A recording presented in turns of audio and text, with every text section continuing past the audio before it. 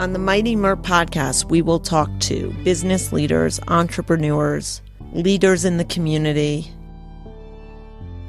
Host Melissa Rosenblum is one of only a few women certified by the Supreme Court of New Jersey as a criminal trial attorney. When you add kids, a booming law business, and a little black book full of subject matter experts, you've got the Mighty Merp podcast. And part 2 in this series.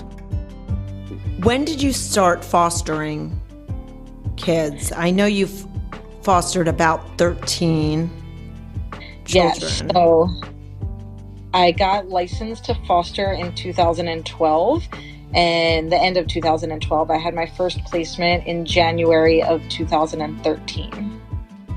And are you an emergency placement? Are you long-term? Do you get to decide? So I do all of the above. I'm licensed for birth all the way through them aging out of care.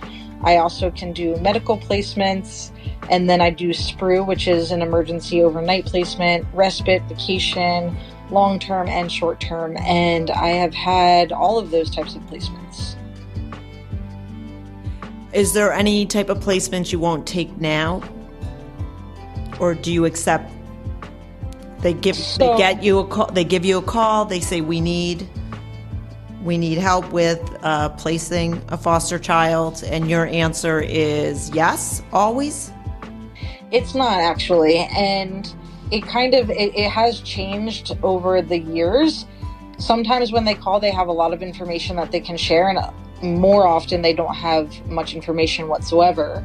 And now that I have my daughter who is 4 and I've adopted, I really have to prioritize her wellness and her safety, and I really take that into consideration. So previously I did take children with any type of behavior, any age whatsoever, and really any need. But now I really need to look at my whole family picture and make sure that it's the best fit for the child and for my family. So for long-term placements now, I do try to keep them under my daughter's age, so birth up to the age of 4. And then for any emergency or short-term placements, those I do accept any age. And I have had teenagers, and I actually almost even did respite this past weekend for a teenager as well. So, but for long-term placements, I do try to keep the birth order with my daughter remaining the oldest. And that was through a learned experience when she was 2 years old, and I did have an adolescent who was staying with us. And at that time, I realized that my daughter was being exposed to many things that I was not quite ready for her to be exposed to, unfortunately. I can imagine. Since generally I have 4. Well, some are not teenagers anymore. They're in their 20s. But as a mom of 4 teenagers, I don't know if I would want them exposed to my 2-year-old exposed to them at this point and some of the decisions that they're making. Right. And they're not in foster care. They're just teenagers. It's so hard too, because I really do have a heart for the older kids, especially the teenagers. And, they are the ones that really need solid, safe homes. But again, it's all in what's going to be best for them and also for my family. Right. So let's talk about camp. I want to ask you a few things generally about camp, and then Camp to Belong River Valley specifically. So I know Camp to Belong River Valley is a 1-week program for foster care, for children in foster care to be reunited with their siblings for that week, correct? Correct. So we're going to talk about what they can expect and what their experience is. But let's talk about summer camp generally. Because I think if you've never experienced summer camp, you just cannot imagine how one day can feel like a week to a month, and that the bonds you can make even in a week are like, indescribable. So what was it about camp for you and your experience that you thought this is going to translate to kids in foster care? So when I was growing up, I never had the opportunity to go away to a sleepaway camp, though I I really envied my friends who did.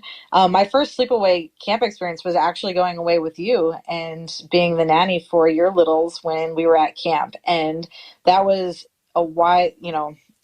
it was just an amazing experience. And from there on, that following summer, I was like, okay, how can I get involved with summer camp? Because I always knew it would be magical, but once you experience it, you know that it really is magical. And Yeah. so when I was in college, I applied and became a camp counselor at a camp for children with cancer and bereaved siblings. And I saw the power of camp and just providing a safe environment where kids can come together and create happy memories. And though they know that cancer is what brought them together for that specific camp I was at, it wasn't at the forefront of their experience. And sure, there were events threaded throughout the week that mentioned why we are together and the connection that we have. But the day-to-day activities were playing messy games, jumping in the lake, making arts and crafts, dancing, carnival. And it was amazing for me to really see these children climb a rock wall with missing extremities, or be completely unfazed and finally be in an environment where they truly fit in, because they aren't the only child who doesn't have hair, the only child who has a port. And that was just a really eye-opening experience for me. And it became especially rewarding once I was a nurse and was working in oncology, because I'm in the hospital setting where I'm giving chemotherapy to these kids day in and day out. And for me to be able to step out of that and see that they also have these other experiences outside of the hospital, it was what I needed to recharge me in order to be able to step back into the hospital and give them the care that they needed. And I saw the same theme in the IBD camp that I attended. And also, I helped. I'm sorry, you have to say what IBD is. I know what IBD is, but I don't know if anyone else does. Yes, sorry. IBD is inflammatory bowel disease. So I started off as a camp counselor and then stepped into a nurse role at a summer camp, also a 1-week summer camp for children with inflammatory bowel disease. And then I also used to help run programming, and I actually still volunteer with an organization that is held in a camp setting for women with inflammatory bowel disease as well as ostomies. And again, that is really just carrying that thread of how powerful connection can be, especially when you're stepping off the grid into a camp setting and, forgoing technology for that weekend or for that week, and really connecting with people who understand firsthand what you've experienced. Yeah, I mean, I think when I always try to talk about camp to people who have never experienced camp, I think the word that you just used, the connection, the way you're able to connect when you're living with people for that week, or, the several weeks that you're there, the way you're able to,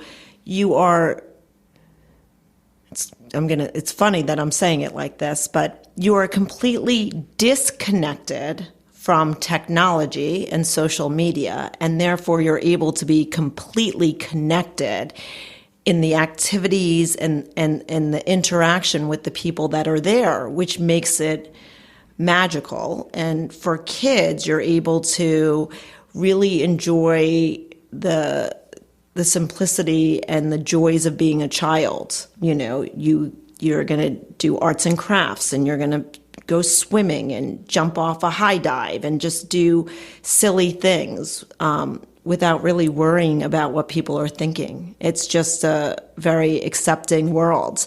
And I do love the fact that did you have a 1-week experience with me when you were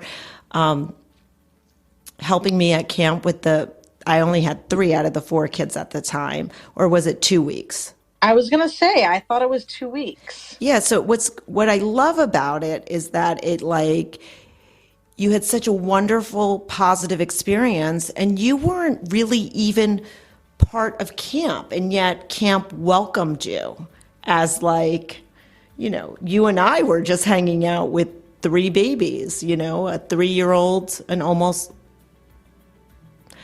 a 2, almost 3, and then the twins were almost 1, right? Is that how it was? Yes. Yeah, they were just shy of being 1. Right. So I love that you had that amazingly positive experience that went on to, kind of put you on this amazing road. What are kids going to experience this summer at Camp to Belong River Valley? So first and foremost, they're going to experience a safe place where they can belong. And additionally, they're going to experience more than 168 hours of continuous high quality connection time with their sibling. And I think that's really powerful because it is significantly more time and definitely higher quality time than many of them will get to see their sibling throughout an entire year duration. It's just amazing that you're going to be able to give them in 1 week more than they might get in a whole year. That is why I think it's so important to have camp. I also think there's so much more advocacy to be done in regards to, sibling legislation and really acknowledging how important the sibling bond is. Yeah, I think that people take the sibling bond for granted unless you've lost a sibling or you've been separated from a sibling. Absolutely. And honestly, when I talk to people about camp, I often start by just asking them to, take 10 or 30 seconds and just close their eyes and think of a favorite memory that they might have with their sibling, or if they don't have a sibling, perhaps a time that they have with a cousin or a best friend. And just hold on to that memory while you hear about the mission of camp. And then imagine at the click of the fingers, that relationship is completely ripped apart and you may never live with that person again. And that's absolutely devastating. And I do think it's very easy for people to take for granted sitting around saying happy birthday to each other, sharing a holiday meal, even saying goodnight to one another, because when children enter foster care, oftentimes they don't know when that next opportunity is going to be. Right. And again, if you have siblings, I shared a room with my older sister for my first, 5 years of life, and my baby sister for the next 8 years of my life, and always had someone to say goodnight to. We hope you've enjoyed this episode. Stay tuned. There is more to come. Mighty Merp is available on iTunes, Spotify, and all your favorite apps and players. But the best way to experience the show is to visit mightymerp.com. That's mightymerp.com. I am a criminal defense attorney. I am a zealous advocate.